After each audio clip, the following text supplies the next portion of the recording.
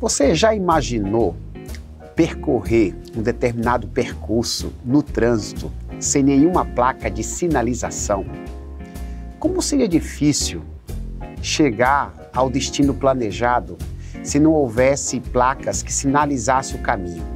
Pois é, Cristo Jesus está voltando. Você sabia que a Bíblia fala de sinais que apontam para este grande dia, para este acontecimento? Eu sou o pastor Wilbert, você está na Escola Bíblica Especial. Daqui a pouco a gente vai conversar um pouco sobre isso.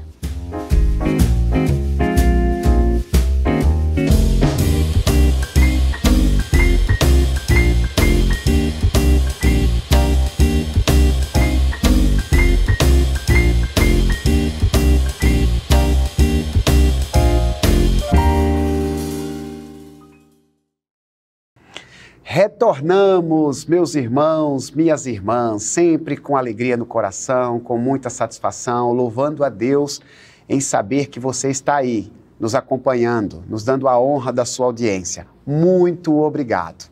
A gente hoje, mais uma vez, vai conversar sobre a boa, perfeita e agradável vontade de Deus expressas na sua palavra, na Bíblia Sagrada. Esta programação tem como objetivo fazer você pensar do ponto de vista teológico, sobre determinados assuntos. E de 3 em 3 meses, nós estamos estudando um determinado tema. Ao longo desses 3 meses, que agora nós estamos inseridos, estamos estudando sobre a doutrina da escatologia, sobre a doutrina dos últimos dias, com base na nossa série de lições bíblicas, que são estudadas nas nossas igrejas locais, nas suas escolas bíblicas presenciais, cujo tema é Questões Inquietantes sobre o Futuro, a doutrina das últimas coisas. E hoje nós estaremos conversando sobre o princípio das dores. De imediato eu gostaria de ler com vocês, ou com a atenção de vocês, o texto bíblico central aqui desta lição, que está registrado em Mateus capítulo 24, versículos 5 a 8, que diz assim: E vocês, palavras de Jesus, ouvirão falar de guerras e rumores de guerras. Fiquem atentos e não se assustem, porque é necessário que isso aconteça. Mas ainda não é o fim, porque nação se levantará contra nação, e reino contra reino. Haverá fomes e terremotos em vários lugares. Porém, todas essas coisas são o princípio das dores. Essas palavras foram proferidas pelo nosso amado Jesus, pelo nosso mestre. Em dado momento, ele fazia uma abordagem apocalíptica com os seus discípulos curiosos a respeito do final dos tempos, ouvem Jesus falar sobre esse tema. Jesus Cristo, em diversos momentos, falou que a passagem nessa vida aqui, ela é uma verdadeira peregrinação, que há algo muito maior que aguarda aqueles que creem no seu nome, mas até isto acontecer é necessário cumprir a missão neste mundo e, sobretudo, ficar atento aos sinais que apontam para este dia glorioso, que é o dia do seu retorno a este mundo. Eu falei aqui no início da nossa escola bíblica que seria muito ruim nós percorrermos uma determinada estrada sem ter qualquer tipo de sinalização. As placas servem exatamente para apontar o caminho que devemos ir, os tipos de dificuldades que a estrada pode nos apresentar. E é mais ou menos isso que a Bíblia Sagrada nos fala quando o assunto são os sinais da volta de Jesus. Aquele dia e hora ninguém sabe. Não temos como afirmar com exatidão o dia que o Senhor vai vir sobre as nuvens com poder e glória. Mas o nosso mestre fez questão de nos dizer que antes deste poderoso acontecimento se tornar real, teríamos alguns sinais visíveis que apontariam para a proximidade desse tempo. E a gente vai conversar hoje sobre o princípio das dores, que trata-se de alguns sinais que nos reportam a essa verdade. Só que eu não vou conversar sozinho com vocês, embora seria uma honra, mas o Espírito Santo sempre traz alguém para nos ajudar a comentar sobre a abordagem do dia. E hoje, pastor Francisco Pastor Francisco está aqui com a gente, nosso amigo, homem de Deus, um apresentador aqui do Aliança de Oração, uma programação relevante aqui da nossa TV. Pastor Francisco, querido amigo, é uma satisfação ter você comigo aqui participando da Escola Bíblica Especial.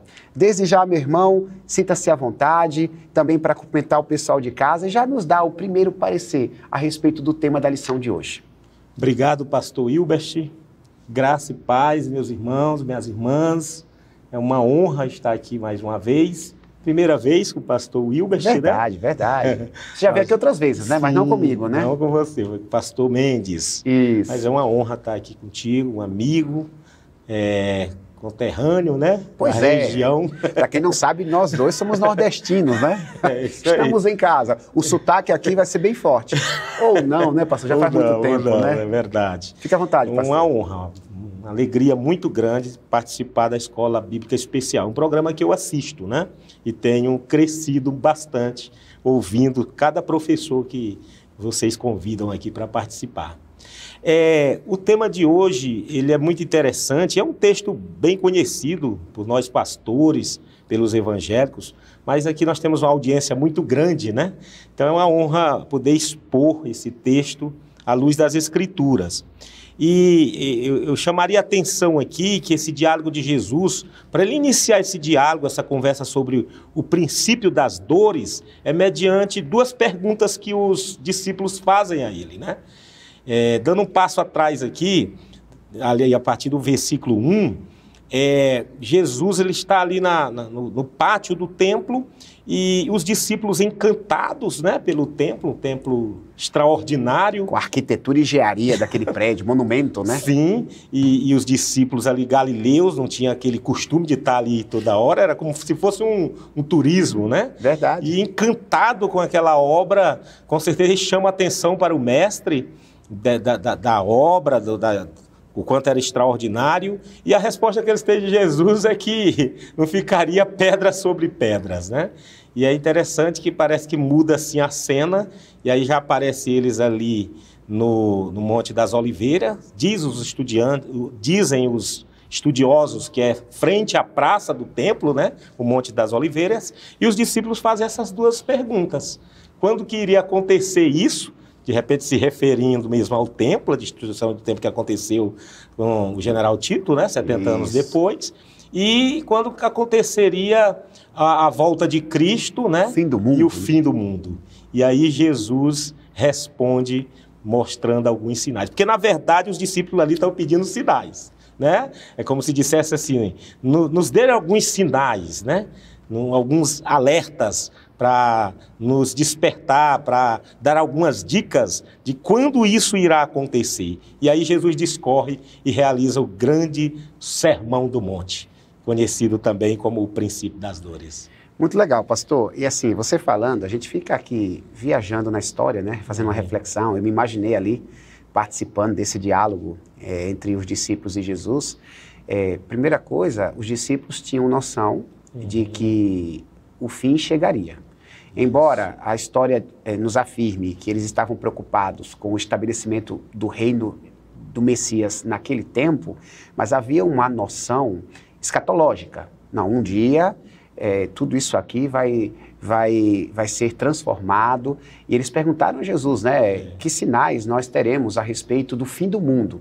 Então, o fim do mundo, ele faz parte aí do conjunto de profecias futuras que o Senhor nos concedeu através da sua palavra, tanto no Antigo como no Novo Testamento. E nesse caso aqui, em Mateus 24, alguns teólogos dizem que é uma espécie de mini apocalipse. Geralmente as pessoas acham que esse tipo de informação a gente encontra somente nos profetas ou no livro, último livro da Bíblia, que é o livro de Apocalipse. Mas na realidade o próprio Jesus também, em alguns momentos, ele fez uso dessa linguagem escatológica, falando sobre esses últimos momentos, sobre os momentos que antecederiam o seu retorno glorioso a este mundo.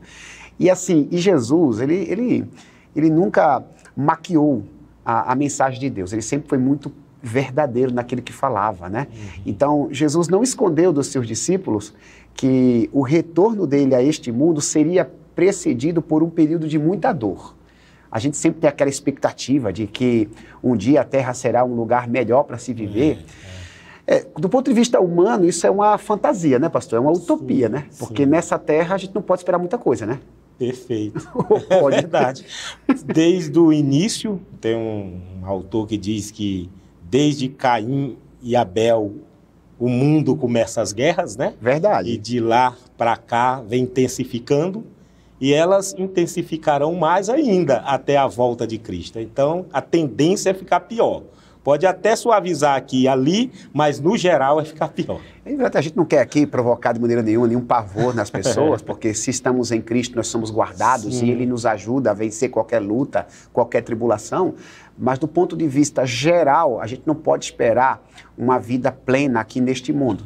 Se fosse assim, Cristo não prometeria voltar. Então essa é a ideia, a gente se apega na segunda vinda de Cristo, onde Ele vai limpar dos nossos olhos todas as lágrimas, onde Ele vai colocar um ponto final no luto, na dor, na tristeza. Só que o assunto de hoje é para tratar sobre esses momentos de dores, sobre esses sinais que foram apontados por Jesus a respeito da sua volta. E para ficar didática aqui, pastor, como nós fazemos assim toda semana, vai aparecer aqui embaixo, pessoal de casa, as perguntas, e eu gostaria de contar com tua ajuda para você nos responder. Eu tenho um argumento aqui que sempre me deixa muito confortável, e eu quero repeti-lo, né? A minha cadeira, assim, ela é muito mais favorável, porque é a cadeira de quem pergunta.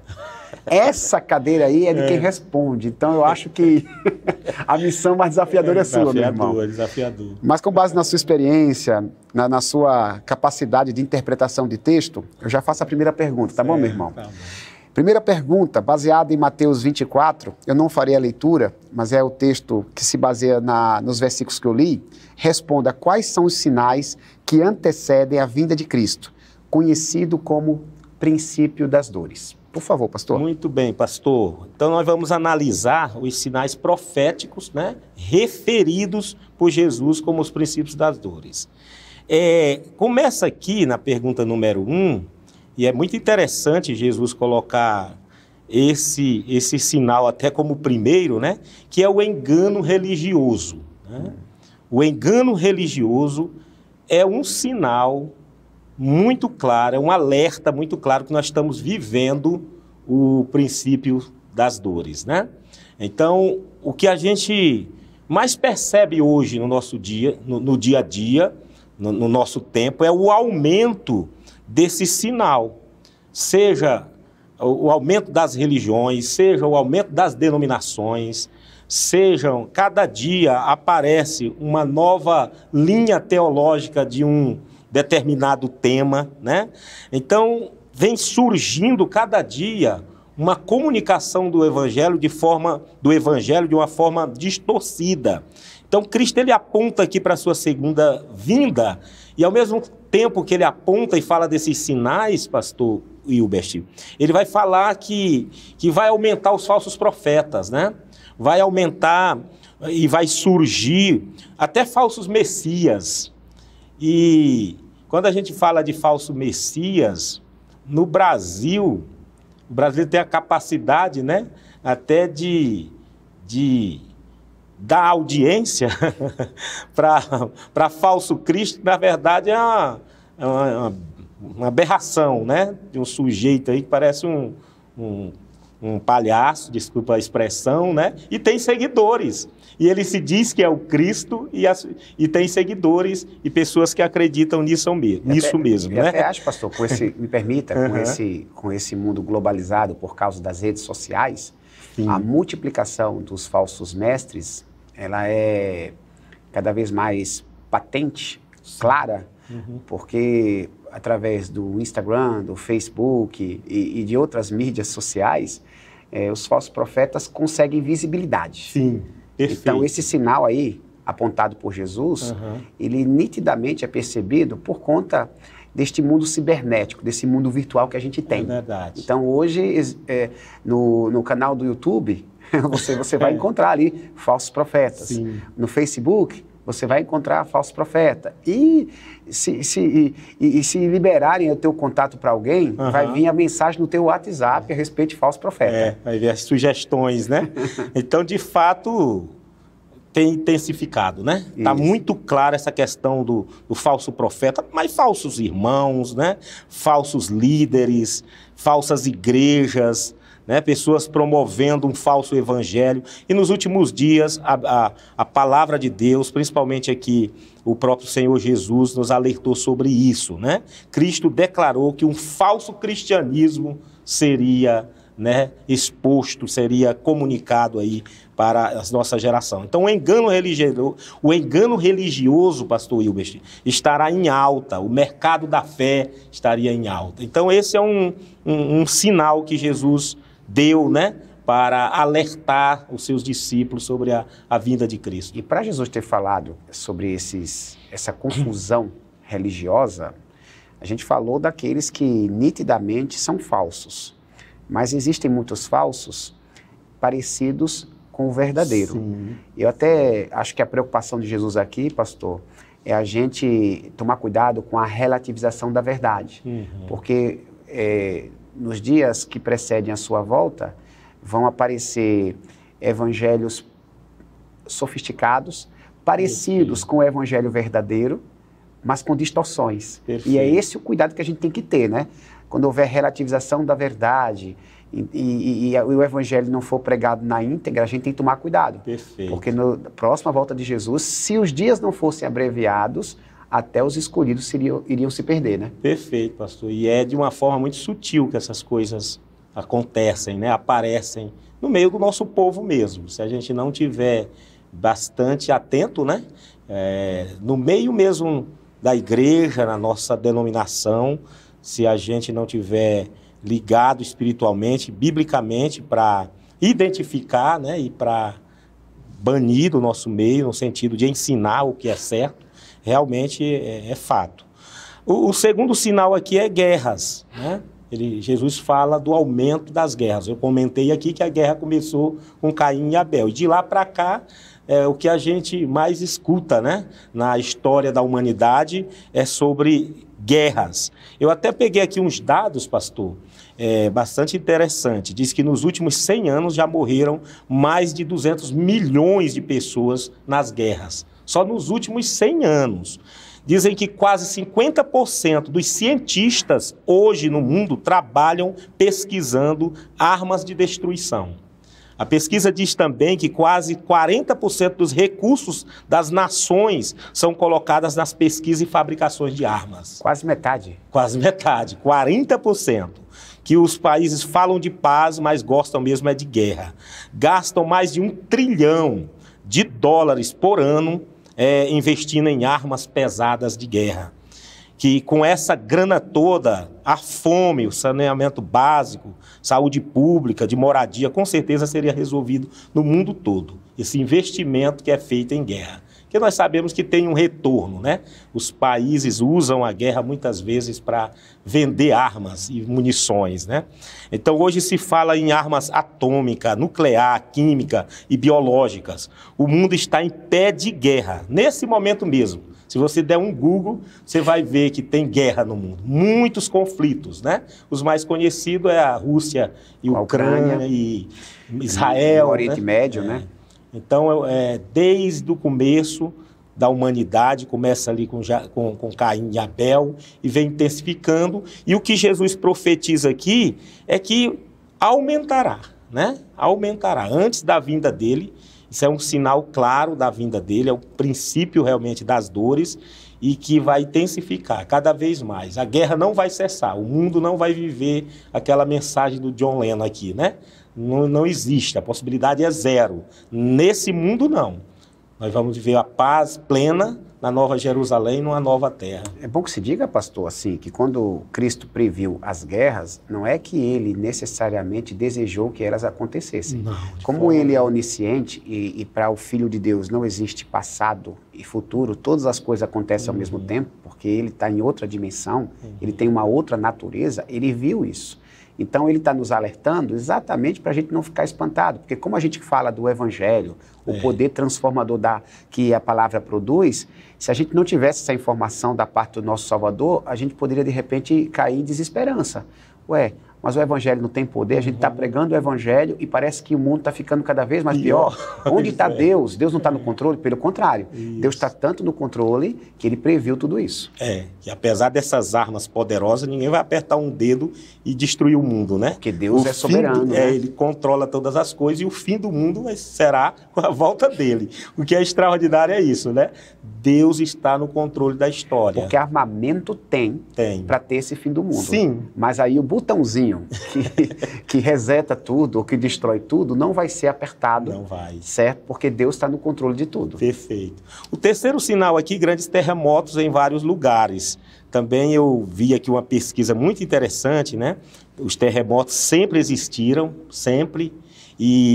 Mas alguns deles devem ser vistos como evidência mesmo até da ira de Deus. Nesse caso aqui, pastor, você comentou sobre a guerra, mas no caso aqui de terremotos, a gente vê algumas passagens em Apocalipse 6, por exemplo, que mostra que às vezes é a manifestação mesmo da ira de Deus, né? Usando a natureza em algum lugar para punir, né? Então, de 1890 a 930, houve apenas 8 terremotos. Eu gosto dessa pesquisa porque ela vai mostrando que realmente, cada vez que se aproxima a volta de Cristo, quanto mais se aproxima, os terremotos intensificam, né? Então, a pesquisa mostra aqui que de 1890 a 1930, houve apenas terremotos medindo 6.0 na escala Richter. De 1930 a 1960, houve 18 terremotos. De 1960 a 1970, houve 64 terremotos.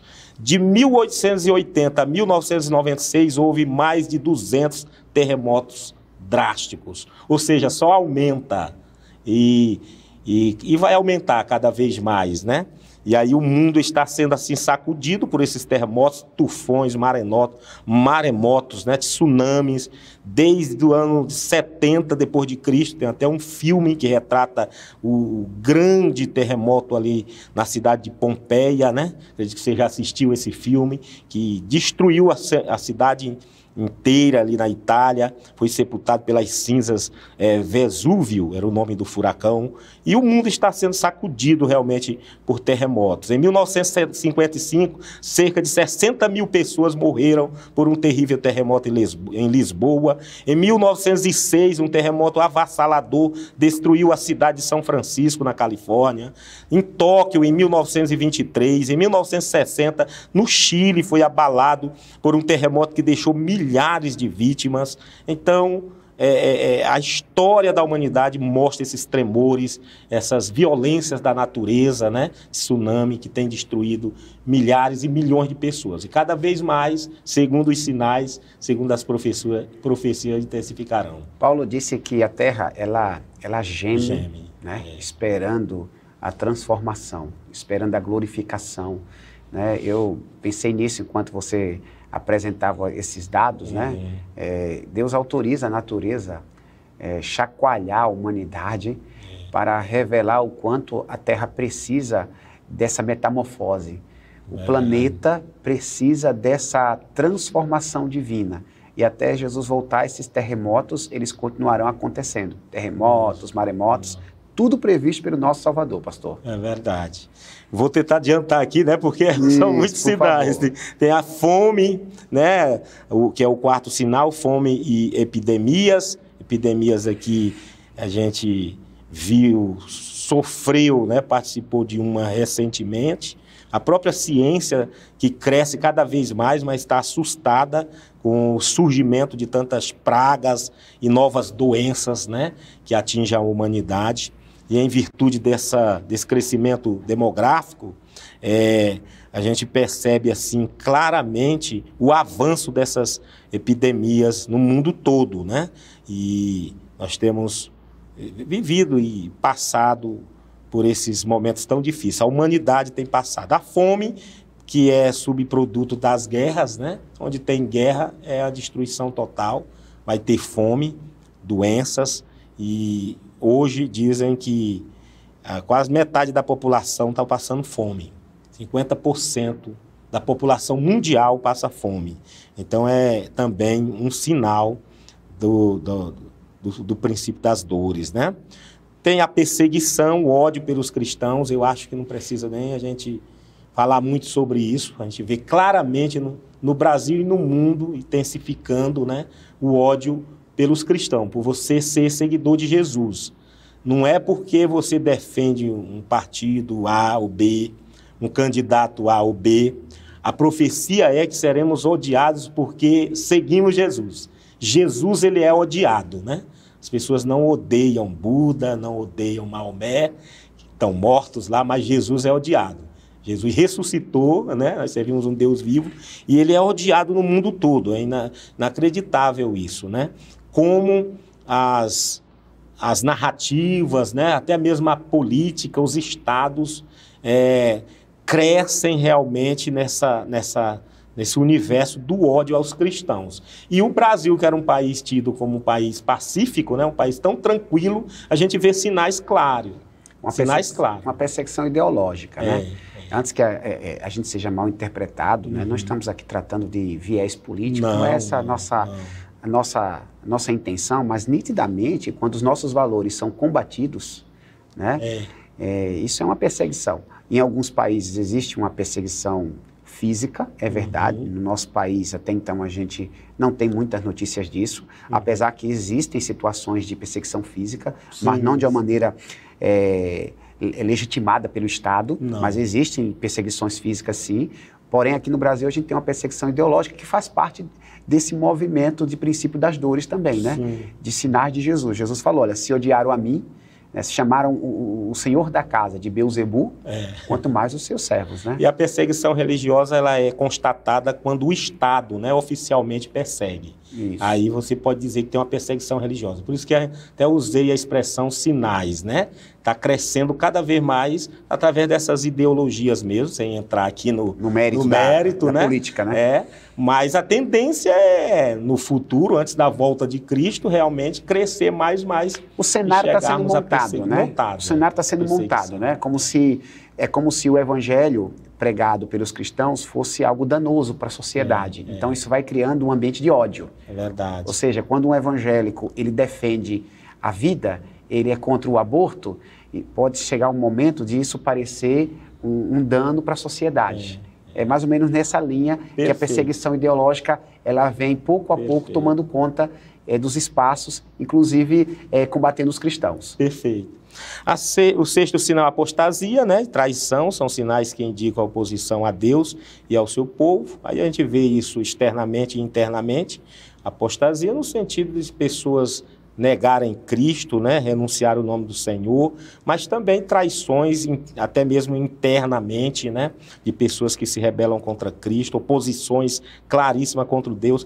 O texto está dizendo que isso vai aumentar, que vai acontecer, que são sinais, né? Da vinda do Filho do Homem, que é o princípio das dores. E por último, que é de uma forma positiva esse sinal aqui, né? Que é a pregação do Evangelho em todas as etnias. É um sinal que mostra a graça de Deus, a evangelização de todas as nações, é um sinal que precede também a vinda de Cristo. É curioso isso, esse é o sinal da graça, né? É o sinal da misericórdia. Quanto mais o Evangelho é anunciado, quanto mais países alcançarem o Evangelho, aí vem a tecnologia também que ajuda muito nisso, né? Ajuda bastante os meios de comunicação modernos na divulgação do Evangelho. Jesus está dizendo que quando o Evangelho for pregado, for anunciado, todas as nações viriam o fim. Isso. Então é um sinal da graça, né? É um sinal bom.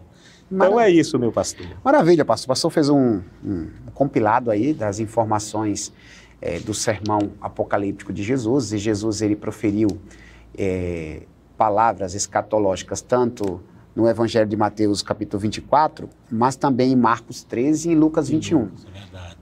Que são mencionados na segunda pergunta, que está aparecendo aqui embaixo.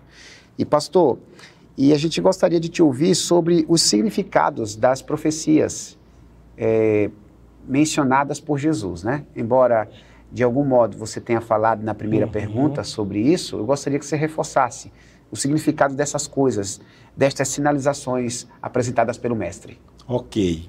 Item 2, né? O significado dos sinais. Primeiro, as profecias de Jesus possuem o cumprimento dinâmico. Eu acho interessante a gente dar uma ênfase nisso, né? Eu sempre costumo de usar essa expressão. Livros proféticos revelam o passado, aponta para O passado aponta para o presente e para o futuro. Então, a profecia, ela sempre reflete presente, passado e futuro, né? Então, a primeira coisa que a gente tem que destacar aqui, o primeiro significado, é que quando Jesus estava ali profetizando, o que é que nós podemos dizer? Que algumas coisas já aconteceram, outras estão acontecendo e outras acontecerão. Porque essas profecias, elas são dinâmicas. Por exemplo, a profecia sobre a destruição do templo já aconteceu, né? Mas naquela época aconteceram outras coisas que foram apontadas por esses sinais e por esse sermão profético. Então as profecias são dinâmicas, elas não são rígidas, engessadas, né? Jesus está falando de algo ali que está acontecendo no momento, mas o que ele está falando ali poderia já ter acontecido, como também ele aponta para o futuro. Em segundo lugar, os sinais descritos por Jesus não possuem ênfase em datação. E isso é bom a gente destacar porque eu lembro recentemente, na época da pandemia, quantos líderes se animaram já declarando a volta de Cristo, né? Já dizendo que ali eram os sinais da volta de Cristo e que Cristo ia voltar recentemente, líderes mais, assim, agoniados, né? Mas que se envolvem com esse tipo de tema, até fizeram mobilizações. Teve um líder no Rio de Janeiro que ele fez mobilizações, né? No sentido das pessoas venderem os bens, das pessoas, né? Irem para as fazendas. Então, não é disso que trata o texto, né? Os sinais descritos por Jesus não possuem essa ênfase de datação, mas a intensidade dos eventos escatológicos. Então, Jesus está dizendo assim, vai aumentar, né? O alerta é esse, o sinal é esse. Quanto mais se aproximar a vinda de Cristo, vai aumentar esses sinais. Eles acontecerão com intensidade, né? Você percebe, pastor, que a gente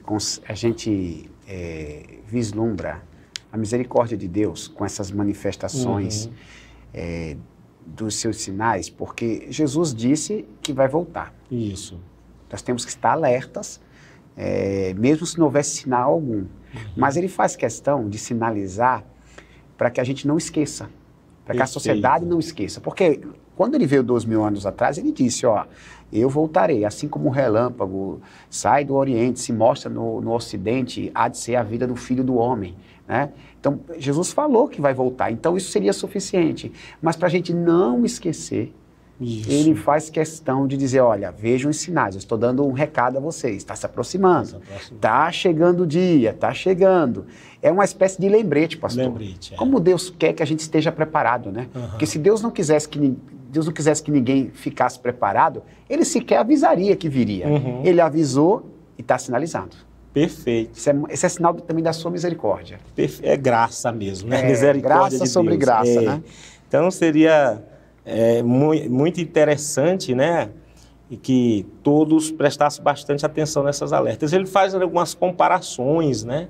Quando vocês perceberem, verem acontecendo essas coisas, é porque está muito próximo à vinda do Filho do Homem. Ele conta parábolas, né, sobre isso, para mostrar, para alertar e até a sua vinda. Para não haver desânimo, né? Olha, as coisas, quando aumentar a fome, confusão religiosa, o ódio, as guerras, levantem a cabeça, porque está próxima a vinda do vosso Senhor, né? E a terceira pergunta, pastor, ela vai na linha também filosófica, porque nos pergunta se os sinais servem para apontar uma data no calendário ou para nos dar a certeza da volta de Cristo. Tem pessoas que gostam de números, né? Isso. Que existe, inclusive, aquela interpretação de numerologia bíblica. Aí faz aquelas contas. Quando há essas profecias, existem intérpretes que gostam de datar acontecimentos, mas qual é a real intenção das profecias apresentadas por Jesus, dos sinais? Diz respeito a uma data no calendário ou é muito mais para nos dar uma certeza da volta do Senhor? Então, como você falou, tem gente que gosta muito, né, de números, muitos arriscaram, né, e erraram feio, houve um constrangimento. Eu costumo dizer que o que a gente tem que focar é na volta de Cristo. Uma coisa é certa, ele voltará. Nós não sabemos o dia nem a hora. Uma coisa nós sabemos, que ele voltará, né? E pela graça dele e misericórdia, ele faz um sermão como esse, nos alertando, mostrando os sinais, mostrando quando se aproximaria esse dia, deixando muito claro que da primeira vinda dele até o retorno dele, nós estamos vivendo esses sinais, e nós estamos vivendo os últimos dias, né? E que quanto mais se aproximar a vinda dele, esses sinais se intensificariam. E aqui a gente vê quais são as funções, então, desses sinais. Os sinais ainda não é o fim, né?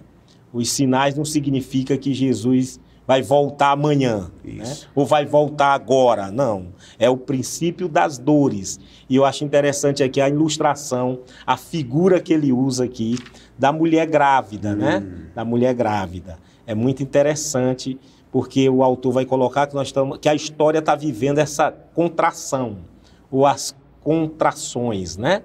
E fazendo aqui um paralelo, quando esses sinais acontecessem com muita intensidade, significaria que Jesus estava próximo, que estamos vivendo os últimos dias. Ainda não é o fim, mas é o princípio das dores, sim. Nós estamos vivendo o princípio das dores. Quando a mulher tem as contrações e elas são numa escala maior, não significa que ela vai dar à luz, e às vezes nem significa que está muito perto, mas significa que essas contrações irão intensificarem. Quando chega mais próximo da mulher grávida dar à luz, essas contrações aumentam. Verdade. Não é? Elas acontecem com mais frequência. E a mulher, né, a família já vai se preparar, se tem contrações assim, muito repetidas, muito próximas, que está muito próximo dela dar à luz. E, de fato, passa-se pouco tempo a mulher dar à luz. Então, nós estamos vivendo essas contrações da história. E é um alerta, né? Realmente, a gente tem que prestar atenção para vigiar, para entender que esse clímax, né? Na ilustração da mulher grávida, o clímax é ganhar o bebê. Na contração da história, o clímax é o quê? É a vinda de Jesus, né? É a volta de Jesus.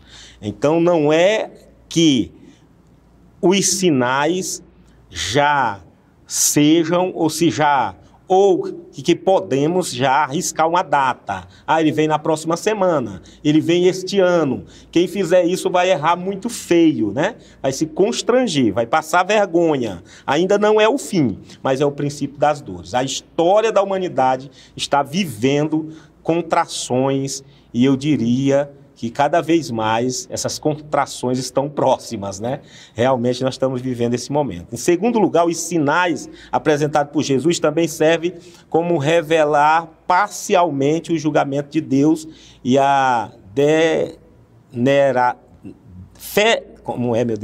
e os fenômenos da natureza, né? Fenômeno da natureza.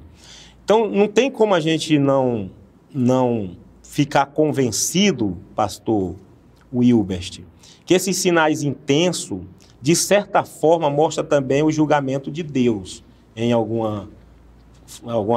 caso ou outro, né? Em alguma situação ou outra, e a degeneração humana, né? Cada vez mais a humanidade está vivendo um caos moral, né? O que é verdade, as pessoas confundem a verdade com a mentira e vice-versa, né?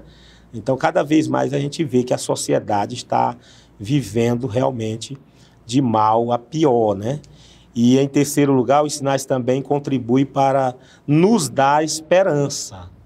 É verdade, porque mesmo em meio a esse cenário catastróficos, a mensagem de esperança permanece, pois, como diz ali em Apocalipse, né? Nosso Cristo, ele é vencedor. E você fez até aquela comparação dos livros proféticos, o próprio Jesus falando desses temas proféticos, mas que aponta também para Apocalipse, né?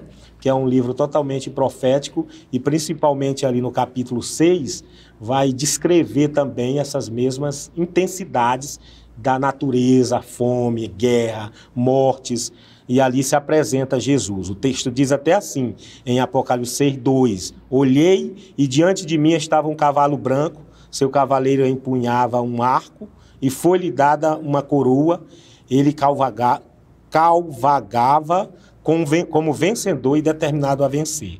Então a gente aprende aqui nesse texto, que nos dá a esperança dessa certeza da vitória, né, que em Cristo nós somos mais que vencedor.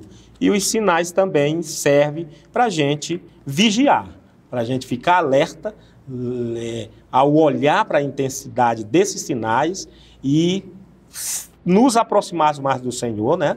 Buscarmos mais o Senhor, vivermos em vigilância, prestarmos atenção com a nossa caminhada, a nossa fé, a nossa vida cristã, porque realmente a vinda de Cristo está muito próxima. Pastor, aproveitando que você tratou aí dos sinais como manifestação do julgamento divino, e ao mesmo tempo um reforço à esperança, a gente entra na quarta pergunta que trata sobre isso, né?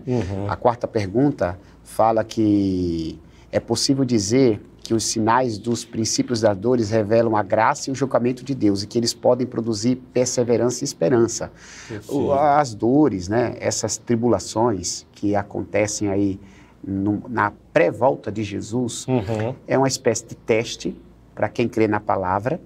Deus está nos aprimorando aqueles que se renderam ao seu Filho, mas também é um julgamento para aqueles que não creem, aqueles que não se rendem à palavra. Então a gente pode afirmar que os sinais, eles também têm esse aspecto, né? O aspecto do julgamento divino e ao mesmo tempo o aspecto do reforço da esperança para aqueles que creem. Quem crê no Senhor está tendo sua esperança reforçada. Perfeito. Quem não crê está sendo chacoalhado. Tem Apocalipse diz, né, que por conta das dores, muitos vão gemer e alguns sequer vão dar glória a Deus, porque a ideia dos sinais é para que as pessoas glorifiquem a Deus, se arrependam dos seus pecados. Então a gente pode caminhar nessa linha, correto, pastor? Que os sinais, eles podem apontar o julgamento divino e também nos estimular a perseverarmos na esperança da palavra dele.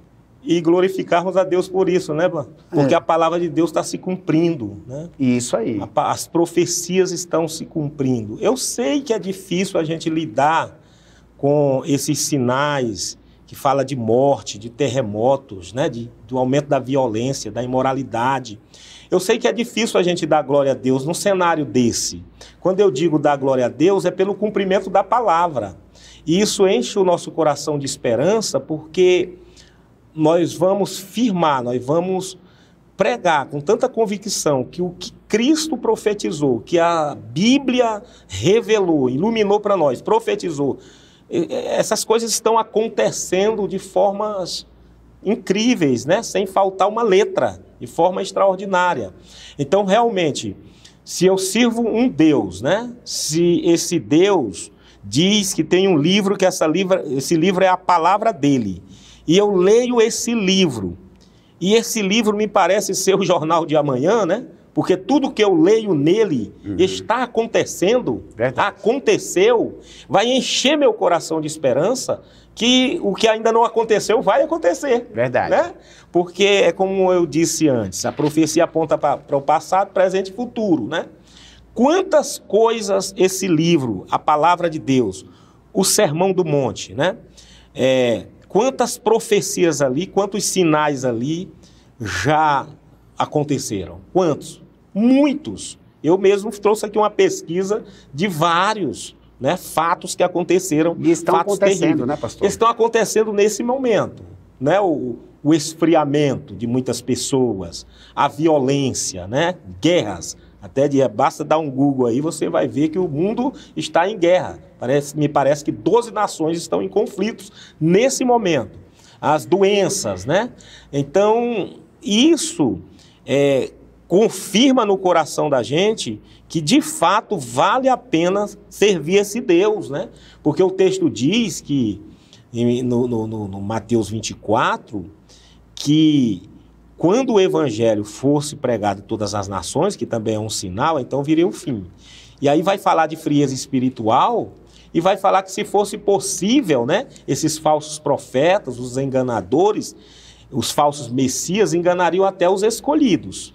Mas ele vai dizer também, quem perseverar até o fim será salvo. Então, é muito claro isso, que a nossa salvação é garantida. que quem está em Cristo, verdadeiramente, os sinceros, no Senhor, passarão por esses momentos firme no centro da vontade de Deus, glorificando o Senhor e cada vez mais sendo cheio de esperança, porque o nosso Deus realmente cumpre com a sua palavra. Eu vejo dessa forma a questão da punição, né, do julgamento que já está acontecendo, mas ao mesmo tempo Deus está cuidando da sua igreja.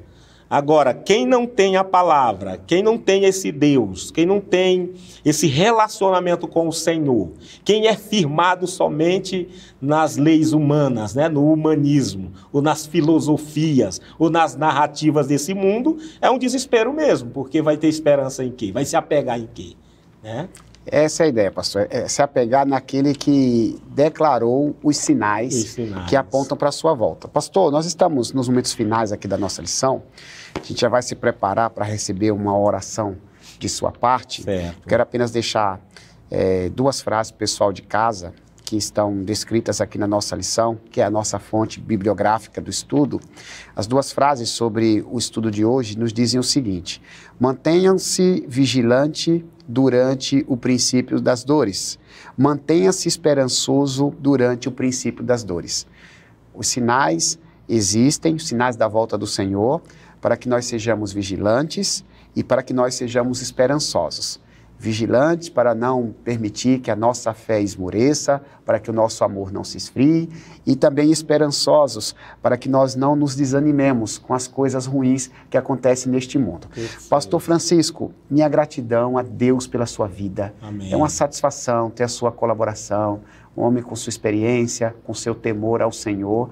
Amém. E eu gostaria de aproveitar um pouco mais aí da sua fé para receber a sua oração. Amém. Tanto eu como os irmãos que estão em casa precisam que você faça um clamor e nos abençoe. Amém. Ora por nós, tanto sobre o tema que foi conversado, como também pelas necessidades que porventura alguns de nós tenhamos. Por Amém, favor. pastor. Meus irmãos, irmãs, vamos orar, né? Nessa esperança, nessa certeza que Cristo está no controle de tudo. Eu costumo até dizer que essa palavra esperança, ela tem vários significados, né? Se você for para a gramática, esperança vem de esperar, quem espera algo, né? Verdade. Se você for para a Bíblia, nossa esperança é Jesus de Nazaré, né? Nossa esperança é Cristo, a Bíblia mostra isso em alguns textos, mas a palavra esperança também pode ser de esperançar, que eu acho que cabe muito aqui. O esperançar é você não esperar parado, não esperar estacionado, não esperar estático.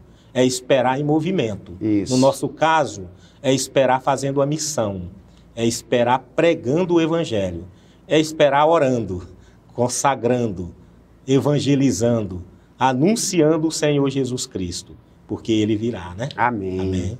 Senhor nosso Deus, nós oramos no nome de Jesus, pela Tua igreja, meu Deus, a igreja que está em missão. Nós estudamos essa lição tão importante, o Sermão do Monte, que mostra aqui, meu Deus, sinais da vinda do Filho do Homem, da vinda de Cristo. Amém. Que nos mostra o princípio das dores. Que o Senhor cuide da tua igreja, mas que a igreja continue em missão, salvando, sendo um instrumento em tuas mãos para salvar outras pessoas que ainda serão salvas até a tua volta. Que a igreja não fique parada, estacionada, estática, mas que ela esteja em movimento. E os salvos, que o Senhor garanta a nossa salvação. Que o Senhor nos abençoe com essa palavra de esperança, de vida eterna. Que nada venha roubar a nossa fé, meu Deus. Que nada venha roubar a nossa esperança, tirar de nós o que nós temos de mais importante, que é essa certeza da salvação, esse compromisso contigo. O Senhor, nosso Salvador, é o nosso Senhor, é quem garante a vida eterna, Senhor.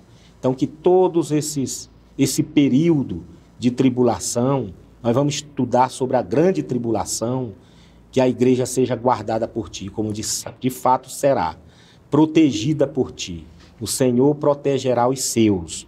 Então eu peço que a igreja de Jesus, que os pastores de Cristo, que a igreja que está em missão, siga firme, que nada venha abalar essa igreja, que nenhum desses sinais, por mais intensos que sejam, que ainda venham roubar nossa fé.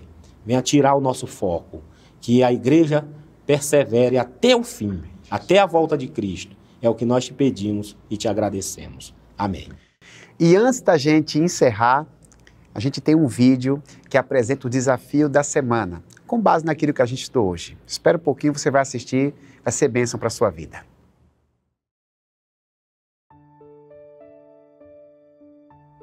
Estamos vivendo o princípio das dores? O que você acha?